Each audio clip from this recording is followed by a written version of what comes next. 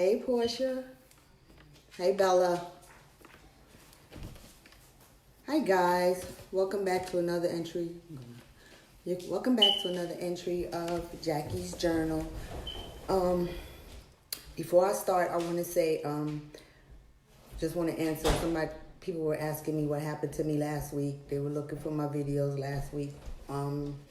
Last week I was kind of in a bad headspace, spiritually. You know, my energy wasn't good. So I decided to take a week off and regroup. You know, sometimes you got to regroup and get it together. It was just a bad week. Nothing necessarily happened. It was just a bad week. You know, we had those days. So here I am.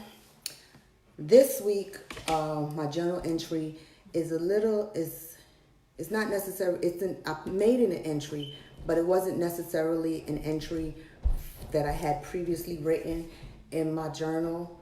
I made it an entry stemming from a conversation that I had with hey Carol, a conversation with a friend that I had this week.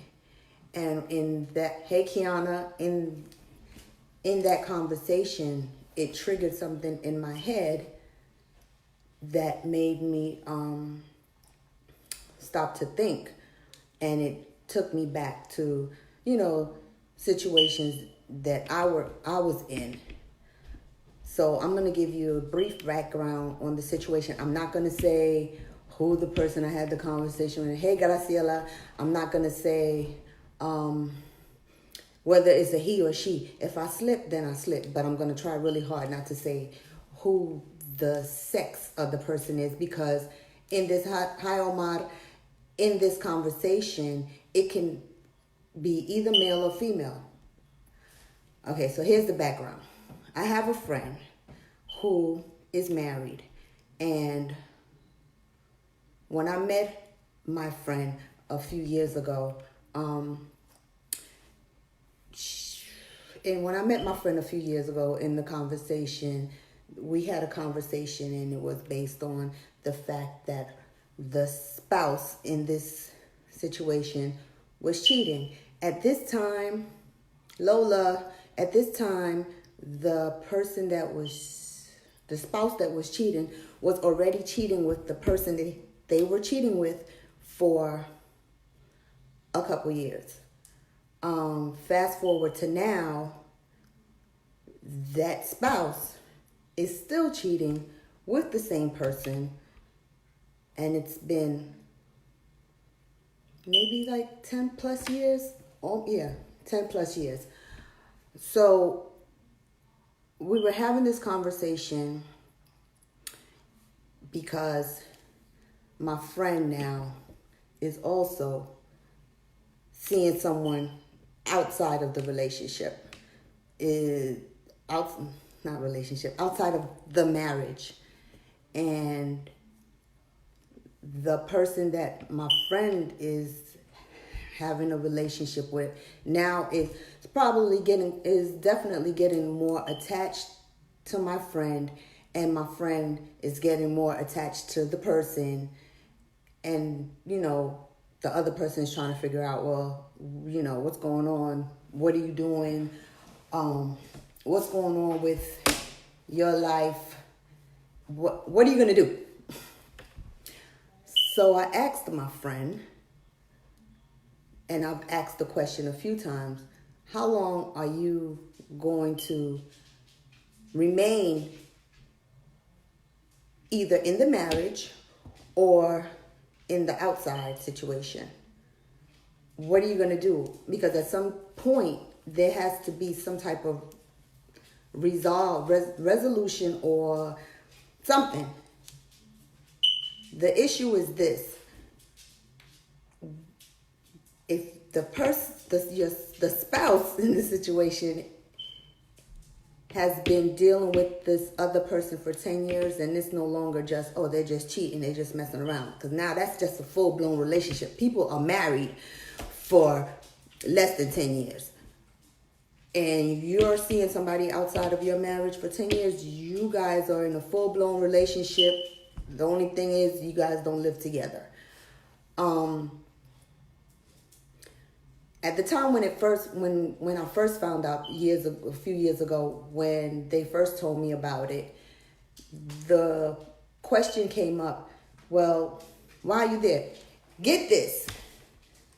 There is an abundant amount of evidence. And when I say, hey, Kiko, there is an abundant amount of evidence. I mean, telephone records. I mean, bills. I mean, video. There's an abundant amount of evidence that my friend has and has had for a very long time. My friend has never brought it out. Never told the spouse, look, I know that this is going on. I know this is what you're doing. Never. So years ago when we found out, I say we because it was myself and another friend that we were involved in the conversation. The purpose for staying in the relationship was, there are children involved. Neither spouse would be able to financially do it on their own. That was the situation then. Now, these same children are older. They're almost adults. They're not, they're older teenagers, and there are a couple of other children that are not, as old as these children are, as the older ones are. So at that time it was, okay, well, we have these kids. They used to having mom and dad at home.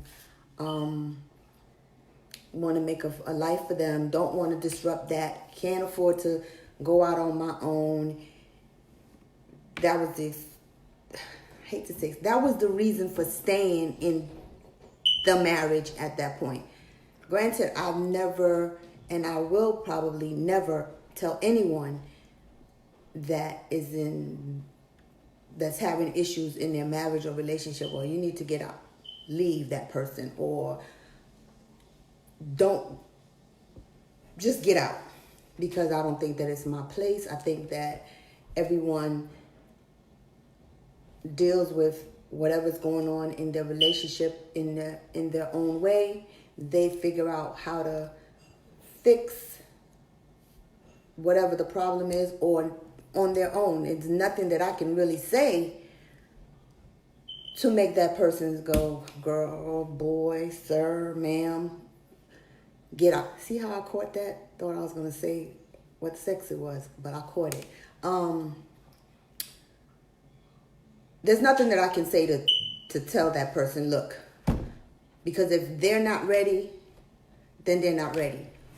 What bothered me about the conversation is that now that these kids are older and everybody is, and when you have older kids, and we as adults always seem to think that we're protecting our kids from things that are going on in the household, not realizing that these kids are smarter than we are most of the time. They can sense when something is not right. They see what's going on. They see that mom and dad are not,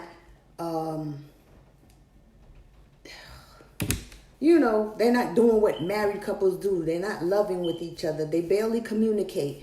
From speaking to my friend, there's no sexual relationship. There's nothing. They're like, two ships that pass in the night, but living in the same household. How do you think that is a healthy relationship or situation to have your children in?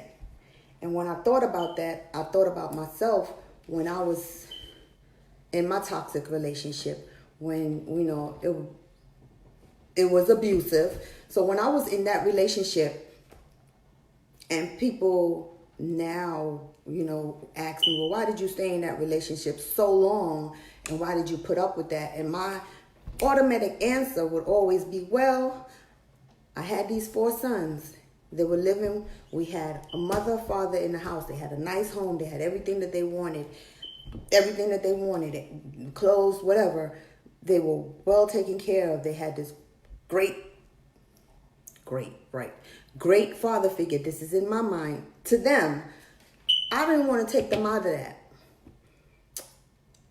But in speaking to my friend, I realized that that wasn't really the deal. I mean, other than the fact, for me at least, the fear of leaving or because of what would happen. But there was a lot of selfishness involved because I was comfortable. Although I was being mistreated, I was still comfortable because my kids were cool. This is how I felt. My kids were okay. They were taken care of. I had what I wanted. I had my job. I didn't have to pay bills. I didn't have to do none of that. But I was miserable. Did I think that my kids knew that I was miserable? No. So with my friend, it's the same situation, because here you have these children and they're seeing that their parents, who at some point should be loving to each other and show each other love and affection, they're not seeing none of that. They're not seeing that. They're seeing dad's going to work, mom's going to work. When they come home, there's not a lot of communication going on. There's not a lot of talking going on with them. Dad is not as attentive to the children as he would normally be. Mom is not as attentive and now both people are seeing other people. So the focus now is, okay, today I'm going out to meet Tom. And then he's going out to meet Jerry. Whoever, the girl. I don't understand how we can think, or my friend, or anybody that's in the same type of situation, that is a healthy environment for a children, not for a child, for a child or children, if both parents are doing their own thing. What type of example, if you have a son, what type of example as a father are you showing that son? What type of father are you teaching him to be? What type of husband are you teaching him to be? What are you teaching him in regard to when he gets a girlfriend or a wife or a spouse? Hi, Jeannie. What are you teaching him? What is he going to look for? How is he going to treat that female based on what he saw growing up in that household? If you have a daughter and you're the mother, what type of woman are you teaching her to be? What are you teaching her? How are you teaching her to deal with complicated situations within a marriage, within a relationship, within a household? How are you teaching her to be a strong woman and know that she deserves to be treated better than she's being treated? Those are the questions that we should ask ourselves in anything. For my friend, now you find yourself in a relationship outside of your marriage with someone else because your spouse is doing the same, has been doing it for so long. You're not getting the attention from your spouse that you want. Your spouse is not treating you the way, because then I was messing with your self-esteem, clearly, because you're thinking, well, if this has been going on so long, then it's something that I'm doing wrong that's causing my spouse to have to leave. But now you brought somebody else in because you're seeing someone else, and that person has now become part of the problem. It's not fair to the other person on the outside, because that might not be what they signed up for. Or now you have to figure out how to decomplicate this situation. because you're comfortable with the way it is, because you can do whatever you want to do, your spouse can do whatever they want to do, and everybody's just mixing a mess. It's a mess. How do you get out of that? How do you fix that? Because if you're saying, well, I know for a fact that if my spouse decided not to see this person anymore and say, I wanted to let's fix this marriage and let's get the marriage back on track. But you're saying if your spouse says that to you, you don't want it because you no longer love your spouse. You no longer want to be with your spouse. So why are you still there? Why? It's selfish on our part. I don't want to hear, oh, well, that person is a good parent. She's a good mother. He's a good father. Because if y'all break up, that shouldn't affect the parenting of the kids. You should still be a good father and you should still be a good mother, whether y'all are together or not. If you know that you can't be with that person and you don't want to be with that person, then the best thing to do is separate. Because now you have your children living in this toxic relationship, in this toxic situation. How is that benefiting them? Both parents, for me, is being selfish. And you're not. If you love your kids, then why you want to put them through that? Why? What is Omar saying? Oh, do you believe that a couple who is cheating on each other can work, even if they are married?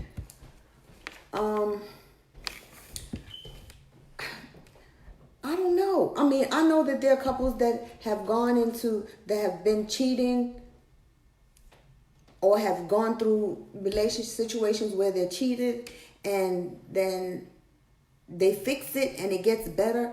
But I don't know if you telling me that a person has been cheating for 10 years, 10 years. I don't know. I don't know if I could come back from that. I've been with people that cheated on me and, I stayed and I knew what was going on and I stayed. But then there was a whole bunch of other stuff going on with me, because I was stupid. Now I know that I wouldn't do it. I wouldn't be able to stay there because you're always thinking when that person leaves, what are they going to do? Whatever. It is possible that if a person has cheated on you, that it can be repaired. I mean, it'll probably take a lot of counseling and stuff like that. And everybody got to build back trust in each other. And that takes time within itself. But 10 years is a long time. That's a whole situation. 10 years for some people is like common law marriage, but they don't live together. Get this, but the person that the spouse is cheating with is also married. So now you got two cheaters cheating with each other. And my friend that's cheating with somebody that's getting hooked on my friend. And my friend's getting hooked on that person, but still yet my friend is not making any moves to fix or separate or have first of all, the discussion has to happen somewhere. At some point you have to say to your spouse, look, here are the receipts. I have 10 years worth of receipts. This is what's been going on. Forget the receipts. The fact that there are receipts are crazy because now one spouse doesn't really care, because if you're using money out of your marital account and you know that your spouse has access to that, digital, everything comes to your phone now, then you don't care that your spouse saw that you were out to dinner or at a hotel or spending money someplace with somebody that wasn't my friend. You don't care. So now it's like, okay, so you're just doing you, and you don't care whether I know or not. And now my friend's doing them, but this spouse doesn't know that the other spouse is doing them. Or so we think, because maybe they do and don't care. See, Kiana, okay. So I have a friend online that she says that bringing the person to the house was definitely out of the question too. And she's only saying that because she knows the background of the friend that I'm talking about. That definitely was out of control. First of all, why are you bringing some next bitch in my house? I don't care if y'all had sex or not. Why is some chick walking in my house like they pay rent there or they own it, like they have a key? Violation. The whole situation is violation. You violated by letting the person the chick get in my house, the dude get in my house. Violation, big time. Then you spending our money, because it's our account, to splurge on this other person. Another violation. Staying out, not coming home. I don't care if it's one night or 5 nights. If we're married or we're in a committed relationship, you better be coming home every freaking night. Not one, not half of one, every night. Because what's the point? At this time, I'm trying to figure out what's the point. I don't want to hear about the kids because the kids know what's up. So now you're just making excuses. And when you start making excuses to stay, or why your partner or spouse doesn't support you, not financially, but let's say if you have something going on and your partner is not supportive of what you're doing because they're too busy doing them with somebody else, then they don't care. They don't care, and they're just taking advantage of you and how you feel. At this point, both people now are using each other. This spouse is content because they think that the other spouse is dumb, and they just continue to do whatever they want to do because this spouse is not saying anything, even though they know what's going on, and has never really brought it to the forefront saying, well, I know you were at the location last night, or I know that I saw on the video that you brought X, Y, and Z walked into my house like this was their house. Or you just don't spend time. Look, I wish I had another pen. Okay, this is me, this is you, this is the bed. I'm here and you here. That's crazy. At some point, if we ain't doing this, something's wrong. And I get it, sometimes people get mad at each other, and I'm talking from a female point of view, when you know that, from my point of view, if you know that your person is seeing someone on the outside and having sex with someone on the outside, hell no, you don't want to have sex with that person, because then what's the point? That person clearly doesn't want you, or is with you because you're married and because of the kids. Stop using those babies as an excuse, because you're just making it more toxic for them. You're messing the kids up. See, I'm just looking at, I don't even care. Y'all can say it again if y'all want to. I'm just looking at it on the point of view from the children, because that's always my concern. You are messing up that young man or those young men and them young daughters that are coming up, because you're not setting a good example for them. I don't want to hear he's a good dad. What makes him a good dad? If he's never there with the kid, just because he pay a bill or buy a sneaker or pays you child support or gives you money to go pay for something, that doesn't make him a good dad. It's that emotional attachment, that emotional, the word's not coming to me, but it's that emotional connection that a parent needs to have with a child. If they don't have that consistently, then I don't think they're a good parent. Sorry, I don't care. Whether we're together or not, it should not interfere with how you deal with your children. Because if you're not together, you still should be able to come together to discuss whatever's going on with your children. If there's a problem in the house, if your kid is home and giving you a hard time, you should be able to call that mother or that father and say, hey, come over here and talk to Omar because he giving me a hard time. And it should be no problem at a drop of the hat. But if this kid got to wait until whenever you finish with Mary Lou, Bobby Sue, whoever, or whenever you have time from whatever you're doing, then how are you a good parent? How are you a good parent, sir or ma'am? How? You're not. Sorry. I don't care. I don't care. And if you're staying in a relationship for fear of being by yourself with children, being a single parent, whether it be male or female, guess what? People do it every day. I did it many years. Many years. And it's not easy. It's not the ideal situation. It's not the best situation.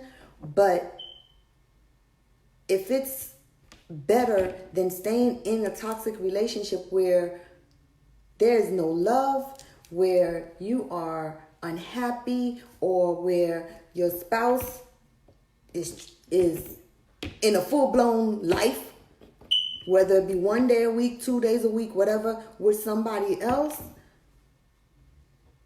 then it's best to just cut ties. Figure it out and say, look, this is not working. We gotta go. We gotta end this.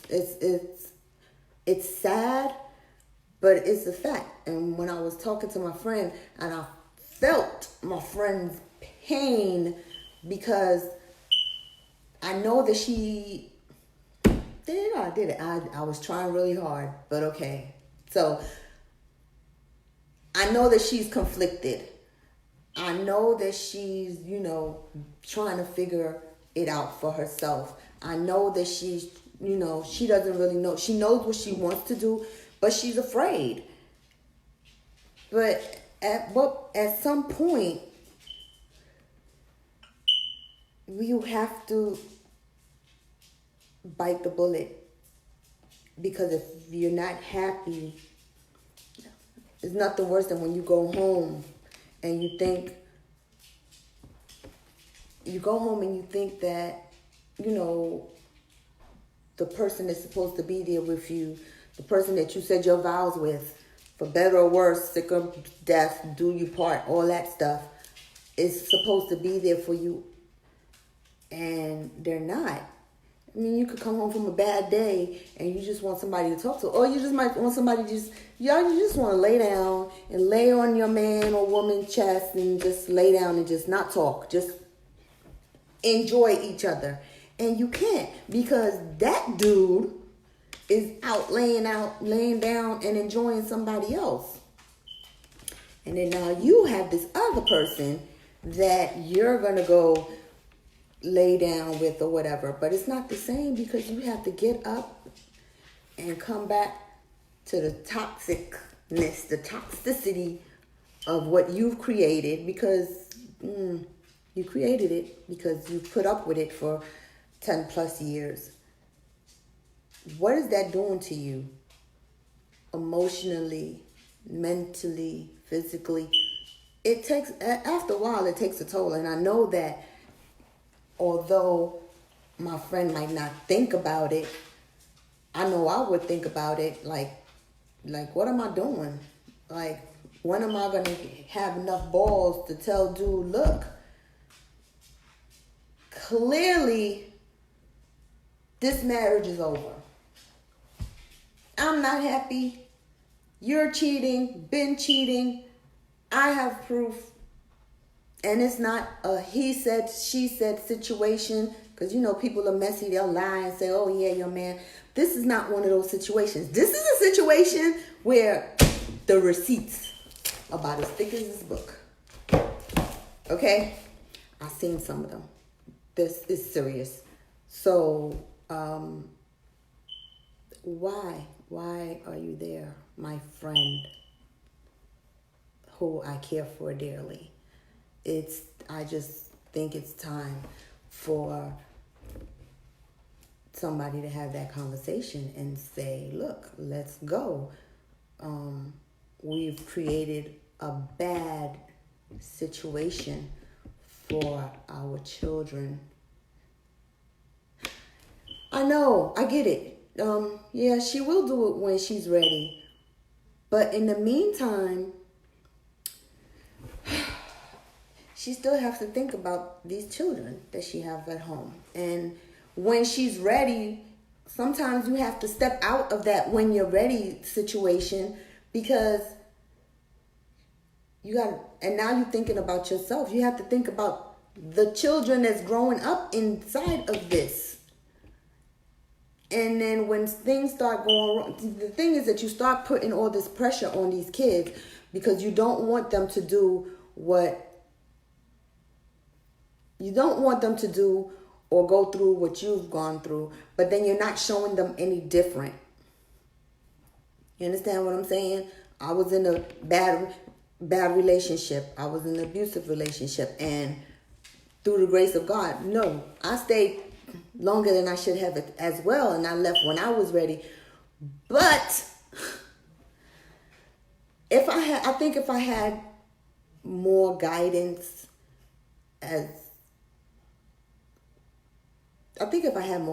or if I was, more guidance, I probably would have left earlier and out of fear. And and even though people would say, well, you need to leave or whatever, I still stayed, and I left when I was like, okay, enough is enough.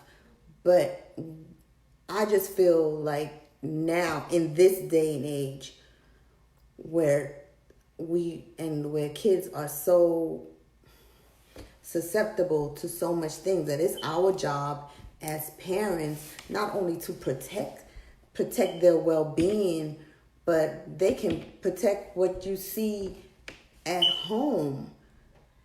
And like when 10 years though, 10 years, I'm sorry. So yes, I left when I was ready. My situation was different. I was getting abused. Thank God my friend's not getting abused. Thank God. But not physically abused, but she's been getting abused for 10 years emotionally. And then now you added somebody else to the pot. See what I'm saying? I get it. She's going to leave when she's ready, or he's going to leave when he's ready. Whoever decides to leave first, I just think that in talking to her, and I'm just saying this because of the conversations that we had, in talking to her, she wants to, but probably she's afraid, or she doesn't know how to address the situation with the husband. Because on the same note, the excuse always comes back to the young adults and the young children. But it's not fair. I don't think it's fair. I don't think it was fair for me to stay in my marriage for as long as I did with my sons, and me getting abused. I don't think that was fair to them. Thank God when I left, they were still young, and it was better for them, because I thought that in that situation, I thought they were happy. They were getting everything they wanted. They were well taken care of. I thought it was good for them. It was bad for me, but I thought it was good for them. Not until I left the situation and we moved in that very first day, left the toxic situation and went to the new place, and those boys started jumping up and down that house like we had just moved into a mansion and it was just me and them. That's when I knew that I made the right decision. And that's when I knew that my kids, even though I thought they didn't know what was going on and I thought that they were so happy, that was the happiest time I had seen them from when I was married in that other relationship. That was my own aha moment. Like, wow, I thought I was doing the best for them at that time. And when I realized when I left, that was the best thing that I could have done for them. Because like I said, I had sons. I had 4 sons. And I didn't want them to think, I still don't, I mean, they're grown now. Didn't want them to think that putting your hand on a woman was what you do. Especially somebody that you claim to love, somebody that you marry, somebody that you have children with. That it's okay that if you get mad or if you have a bad day to come home and put your hand on them. The ages of my friends' kids, well, 2 of them are teenagers and one of them is about 11, I think. So basically, that's about 11? Yeah. But the other 2 are like high school age. And I'm sure that they know what's going on. The older ones, come on, they see if dad's not home when he's supposed to be home. They see if mom's not home when she's supposed to be home, and they see how they interact with each other and how they interact with each other. So I just, and I did, even though at first I didn't want to say whether my friend was male or female, and I slipped. But I did, when I spoke to my friend, I told her, I said, you know what, this is going to make a really good topic for my diary entry, because it brought up, some things with me. And sorry guys, sometimes we allow our friends to fall and be there to help them out. Absolutely. I'm definitely going to be there for her. Whatever she decides to do, I'm definitely going to be there for her. Because I definitely just want the best for her in this situation. And it's kind of like, I don't want her to get more caught up than what she already is. And that's how I feel about her bringing somebody else into the situation. Because now she's getting a little bit more caught up. So it's more like, I want to be there for you, but then you're kind of like making a bad decision right now. Maybe you should have dealt with what's going on in the marriage before you went on and, added somebody else to the picture. Because then it gets a little complicated. Because you got to figure out where you're going to meet, how you're going to meet. You can't go here, you can't go there. It's just a sex thing. Just go have sex, because you can't really go anywhere without being afraid of somebody seeing you, either your spouse or a friend of the family or a member of the family or whatever. I just want her to make the right decision. I mean, maybe the right decision is staying with her husband and letting her bring it to the forefront of what's going on, and maybe they can talk about it and fix it and go to counseling, and maybe that's what it is. Maybe that's what God wants them to do. But if it's never addressed, if he doesn't know that she knows all of this stuff, then how is she going to know what to do? How is she going to know what decision is right for her how is she going to be able to fix it or not fix it? You know what I'm saying? How, at some point they have to talk about it, or she has to say something about it at some point. Right? Am I right? I mean, I get it, Angela. I get it. I mean, everybody does what they need to do in their own time. That's a fact. You know, one day she'll probably wake up and be like, today is the day. Enough is enough. I've had enough. I just can't anymore. I know that. In the meantime, I just want her to be more conscious of how she does the things that she do, or how, because she has her kids to be concerned about. And guess what? She will not make the right decision, because in order to win, we must fail. You don't think she's failing now? I think she's failing now. I think she's been failing for a little while. So she might be due to win. She might win when she leave him. She might be blocking a blessing by staying with him. She could have lost already. I'm sure that there's other things that's going on within there that she probably didn't share with us, because she doesn't want us to know. But so she could have already failed. This could be her failure, and she could be stopping herself from winning. That's how I feel. You know, it's hard. It's so hard. It's a complicated topic because everybody has, their opinion and how they would deal with it. And it's true. I don't even know how. I mean, I say now that I wouldn't. But I don't know if my husband decided that he wanted to, Lord, I don't even want to use this as an example. But if my husband decided that he wanted to cheat on me, and I had all, hey, be quiet, and I had all the evidence, I don't know if I don't want to say I know that I wouldn't do it. Not this Jackie now. Jackie 1999, 2000-ish, probably would have been stupid and been like, oh, I'm in love. It's a good dad. Yeah. But I want to say me now, I would never. I would not. I would rather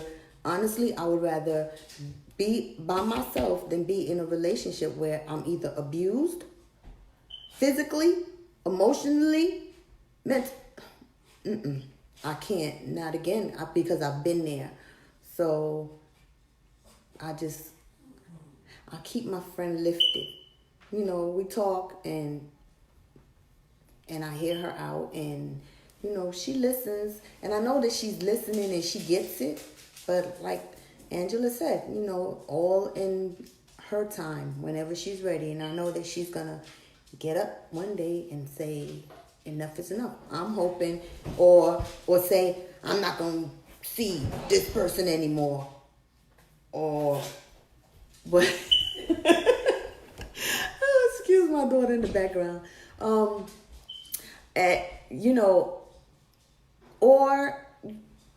fix it. I feel like if you dealt with it this long, maybe that's what it is. Maybe she really doesn't want to leave the marriage.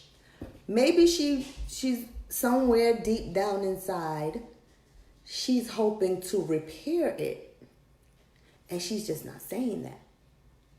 But now she's getting attached to this other person because the other person is giving her all of the attention that she's not getting. The thing is this: some of us women are afraid to be by ourselves. I'm not one of them. My friends clearly know that. Y'all know I'm not one of them. But some women feel like they need to have somebody there. So if I'm going to end this relationship, I need to have somebody right here ready for when I leave this relationship. That's my friend. they feel like they can't make it without they can't make it without having somebody there in the wait for them. They can't do it by themselves. A lot of women feel that way. I'm not one of them. I've been alone. I've done it. And no, it wasn't easy. It wasn't fun. It was lonely. All of that stuff. But I'd rather do that than put up with a whole bunch of nonsense. Yep. So you guys keep my friend listed in prayer. And maybe one day I'll come back on here and say, guess what, guys? She has decided to stay with her husband or leave her husband or fix it or whatever she decides to do. Hopefully that will be a resolution for her. Thank you guys again for watching. I appreciate it. Angela, thank you for your comments. I appreciate it. Thank you guys for watching. I'll be back next week with another topic. Hopefully my spirit will remain leveled. So I'll come back next week. If you don't see me next week, then just check on your girl. She might be having a bad week. But thank you guys for listening. Look forward to... Hey, Aileen. Look forward to... Oh, Angela. Sorry. I was in a physically abusive relationship. Left to enter another physically. See? That's the thing. We are like the same person. I was in a physically abusive relationship before I got married. Got married to somebody else. Married someone who was also physically abusive. But, a lot worse than the first dude. My first physical abusive relationship came from my first boyfriend. Then, when that ended and I ended up marrying somebody that was worse. And yeah, it messes with your self-esteem because you feel like you're not worthy. And when you have kids, it makes it worse because then you feel like you can't really get out of the situation because of the kids. And you're putting up with all of this other stuff. And, the abuse. For me, it was the abuse, the women, this. I wasn't good enough. If I leave, what I'm going to do? I can't do it by myself. I got 4 sons. So I'm sure that these are things that my friend's going through.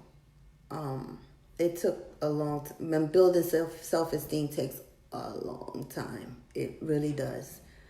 I think that I'm still, to this day, working on... I still have self-esteem issues. They're not as bad as they were back then, but they are there. They show up, and sometimes, like last week, it'll take me out. But, you have to just... Prayer works. I don't know if y'all don't believe in praying. I'm going to tell you right now, that is the best way. Stepping back and checking on myself and redesigning oneself now. This me. No time for foolery. That's right. Nobody got time for that. Not no more. Nope. No time for foolishness. But yeah, everybody handles things in their own way, in their own time. And hopefully over...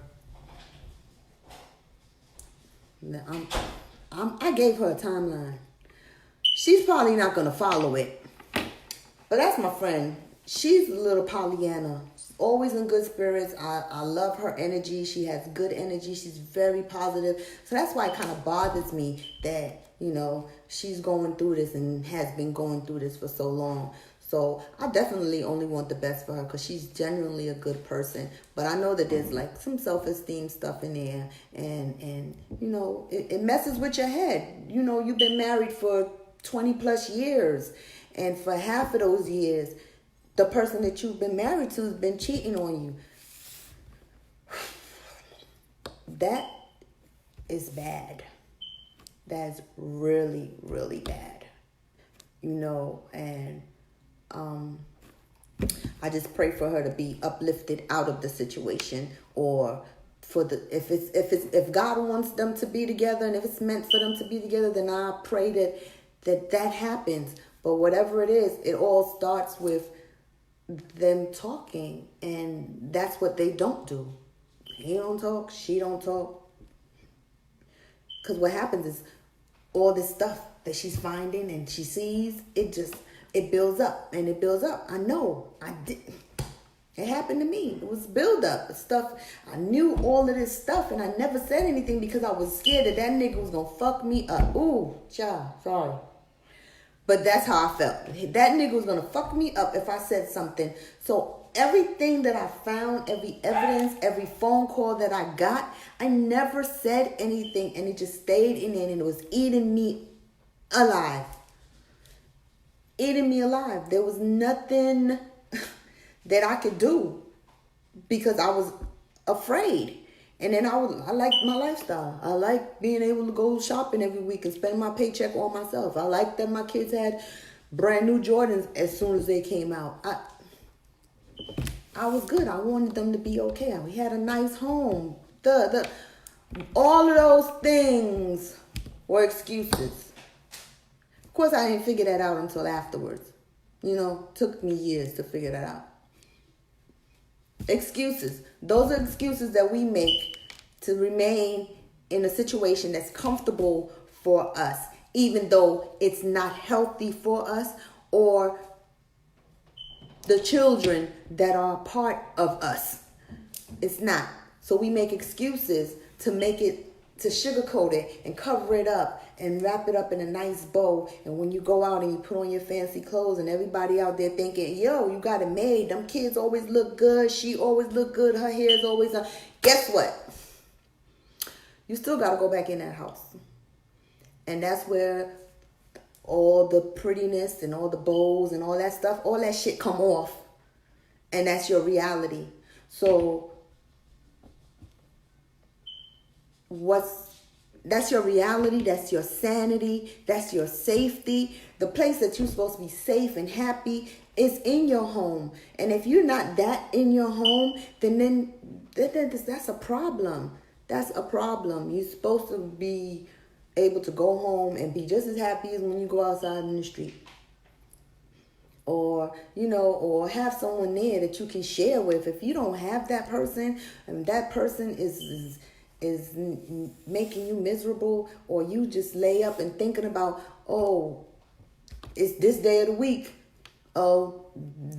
This is the day of the week that dude is with Susanna Banana, whatever. Or is this day of the week I'm going to go see my boo to get over the fact that my husband is doing all this stuff.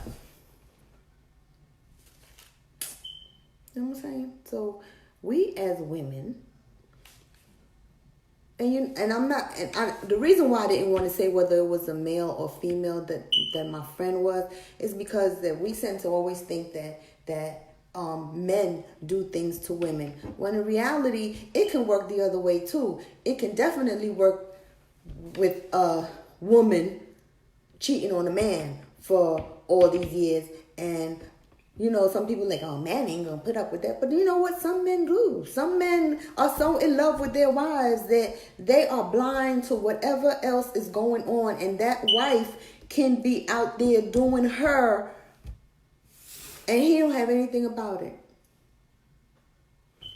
He doesn't know anything about it. So that's why I didn't want to say whether it was male or female. But, I'm sure everybody he guessed it was a female. And then I slipped and said she. So, but, it does work both ways. So I don't want people to think, oh, she's just preaching for the women. No. It can work. It can be reversed. It can be that the woman cheating on the man and the man is at home and doing what he's supposed to do, taking care of his family and going to work or whatever, and she out there doing her. It works both ways. Either way, it's not healthy. And if you have kids in there, because I'm the kid advocate, then you guys have to figure something out. You have to, it's not good, because you don't want your daughter to end up with a husband like that, and you don't want your son to fuck up somebody else's child with the bullshit that he saw at home. Because I sure am not putting up with no man coming around my daughter and thinking that they're going to ever put their hand on her. First of all, she got 4 crazy ass brothers. That's number one. She got a crazy father. She got a crazy aunt, crazy grandmother, and then there's me. So they got a whole lot of way to go if they even think about it. So then why would I want her to live in a situation where she's seeing this and thinking that this is okay? Because my mom put up with it. Same thing for a man with a son. Like, why you want your son to see that? Or if the father is being the faithful one and the mother is cheating, then mom, then you want your son to be with a woman that's going to walk all over him and cheat on him and do him bad. We always want better for our children. Whatever we went through, I don't want my kids to go through anything that I went through. I definitely don't want my daughter to go through half of the bullshit that I went through. You know, I want my sons to be better than what their father was. Completely better. I want them to be men and take care of their responsibilities and be faithful and take care of that's what I want for them. I want them to be better than what they've seen or what they've heard. So when we make decisions, as I've said it before, that sometimes as adults and as parents, the decisions that we make in our lives, we never stop to think that whatever decision that we're making, how it's affecting or how it's going to affect our children. And that's, once you decide to be a parent, everything else is off the table. That's all you should be thinking about at that point. What type of life am I gonna make for my child? What do I want? What do I want them to be? How I want them to be? What do I want them to see life as? I mean, reality is reality, but some things we can control. We can prevent from them seeing. Okay, now I'm getting heated. So thank y'all for watching, and I'll be back next week. This was a really good topic. Thank you, Angela. I appreciate your feedback. See you guys. Deuce.